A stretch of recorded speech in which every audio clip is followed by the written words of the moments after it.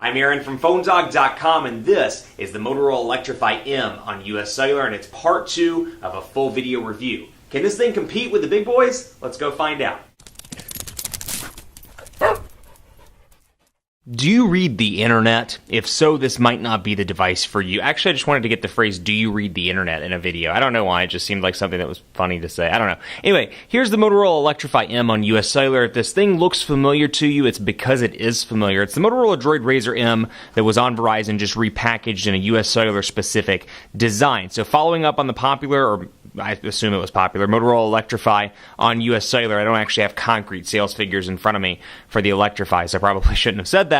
The Electrify M is very small, and that's what a lot of people are going to like about this device. It's pocketable, it's easy to hold in one hand, and it runs circles around, at least in the size department, around the Galaxy Note 2. So if this is too big for you, if you don't want something like this, perhaps the Nexus 4 is still a little bit too big with its 4.7-inch display, the Electrify M could be the device for you. Now, this thing specs-wise is packing a 1.5 gigahertz dual-core Snapdragon S4 CPU, so all around a relatively fast device here. 1 gigabyte of RAM, that is the one downside. I wish it had 2 gigabytes of RAM. A 4.3-inch display. It's 540 by 960. It is a Super AMOLED, or excuse me, an AMOLED display. It's got a 2,000 milliamp hour non-removable battery in the back. So 2,000 milliamp hours with this size display, even though it is an AMOLED display, may cause issues, but otherwise I've been relatively pleased with the battery life. It's 3.92 ounces. It's got an 8 megapixel camera on the back with 1080p HD video recording capabilities, and then of course it's running Android 4.0 right now, although it is upgrading as we speak to Android 4.1. It's rolling out right now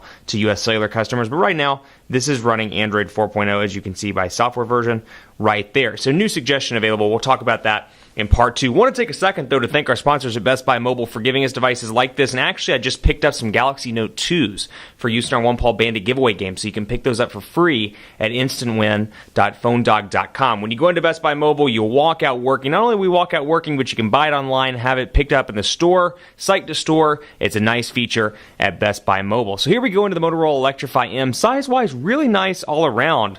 Somebody's calling me. We're going to ignore that. And we're going to go ahead and turn the sucker on silent and go back to what we were doing. I love when people call demo phones. Anyway, jumping right back into this, really small, nice fit in the hand. It's got your power button on the right side, your volume rocker on the right side. On the left side, you got this little area right here, which houses your micro SIM card slot, and then got your micro SD card slot as well. Micro USB charging port right there at the bottom, and then on the back you've got US Cellular 4G LTE logos, your camera on the back, Motorola logo, and a 3.5 millimeter headphone jack up top. Now at the bottom, nothing. On-screen buttons here as well. Back, home, recent applications, which you can come through here. And it's a relatively stock build of Android. That is one good thing about Motorola. Since their Google acquisition, if you like stock Android, but you know what, you're stuck on a carrier and it's hard to get that Nexus device on US Cellular, for example, a CDMA that's now LTE carrier, this may be a good device for you, a good medium, if you will, for a device that's very similar to stock Android, but still has just some minor customizations. One thing I really like about Motorola's UI are these quick settings, which you can access just by scrolling right here to the left. You can easily access, and this kind of competes with Samsung and LG and some of the other ones that have shortcuts in the notifications bar, very similar in that regard. And then over here, you got phone ringtone, Wi-Fi, Bluetooth, GPS, mobile data, airplane mode, so you can access all of those and of course go to all of your settings if you so desire and scroll right back. Now, out of the box, you get 2 home screens. You can keep adding pages if you want to. Blank page, blank page. And I actually don't like the setup of this in Motorola's new layout. I miss the old school kind of, and I'll show you in just a second what I mean by that. Keep adding pages, blank page, page limit reach. So I've got 7 home screens right now. 1, 2, 3, 4, 5, 6, 7, as you can see right there. But you know what? You can't move this one over to the center, for example. The one that's the furthest to the left is always the home one. So if I'm over here, for example, I hit home, it's going to take me right back there, as opposed to something like this, and this is going to sound super OCD, but I'm going to show you this anyway. On the Note 2, for example, I can have my home screen right there in the middle and easily access it amongst all my home screens. Small thing, but if you're an Android person, you'll either appreciate that, love it, or hate it. You've got favorites up here, apps and widgets. So your favorites, you can put in applications that you use on a regular basis. I'll bring that one to the home screen, for example, just to show you Amazon, and I can come in here and add my favorite application. So let's say all the Amazon stuff. I use it on a daily basis. I can bring it in here to favorites. But for now, applications out of the box. Amazon, Amazon Kindle, Amazon MP3, App Store, Audible. Then you get some US Cellular stuff like City ID, Daily Perks, which Daily Perks is pretty useful from time to time. I mean, if there's a particular feature, a particular coupon you're looking for. Otherwise, turn it off. It's kind of annoying. HD Games, IMDb, mobile TV, and then let's see what else. Uno, vehicle mode, which is a Motorola thing. We'll talk about that in part 2. Your Navigator, which is essentially telenav for US Cellular, and then Zappos. So you do get some pre-installed stuff out of the box. Nothing too crazy by any means, or cray-cray as the kids say. Amazon MP3 widget as well. You get Audible widgets. So you got kind of a combination here of stock Google widgets, or Android widgets, if you will. Motorola widgets, and then some carrier installed widgets like Daily Perk, and then more there as well. So one thing I really like, and I want to jump right into this because this is a feature I think is really cool, and like I've said in other videos, it's all about software distinguishing here in 2013. With these Android devices, they're all kind of the same, at least in look and feel. Where these distinguish themselves?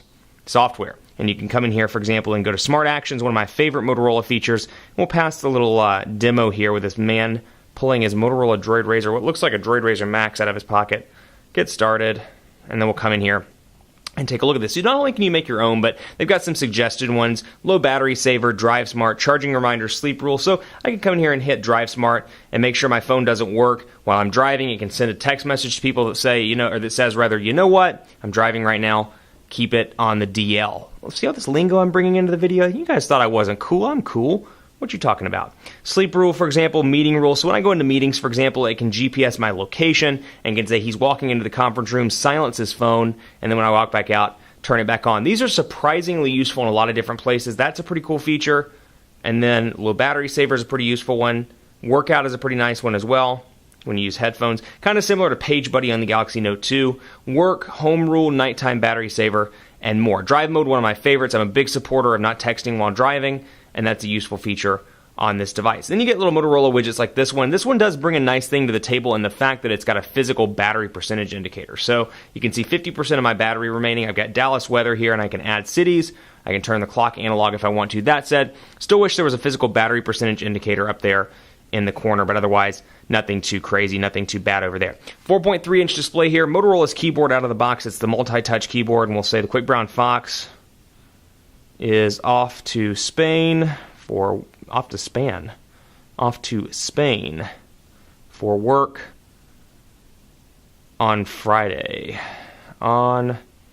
Got to spend the weekend working this weekend. The Quick Brown Fox is working over the weekend. So the Quick Brown Fox is off to Spain for work on Friday. Portrait to landscape mode. This is a 4.3-inch display, and even though it seems a little bit smaller, it is pretty nice in the hand. The portrait mode is decent. Landscape mode even better if you're migrating over from a physical keyboard or perhaps a feature phone. This is new to you. This may be useful. Still, Motorola's multi-touch keyboard, pretty decent. You don't get the swipe-like functionality out of the box, but what you do get is swipe pre-installed. So if swipe is your thing, you can quickly switch over to it and take advantage of swipe out of the box, which I am always terrible at. Hey there. And there we go. Stay tuned for part 2. We'll talk about internet browsing, US cellular connectivity, camera features, apps, and more. Keep it locked on PhoneDog.com for part 2 of the full video review of the Motorola Electrify M.